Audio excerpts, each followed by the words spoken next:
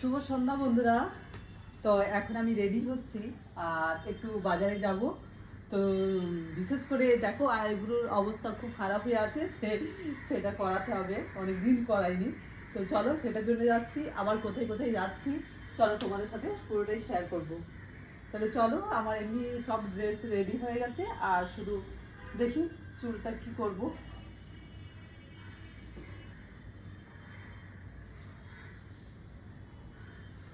ভাবছি একটা চুটকি বেঁধে দিই।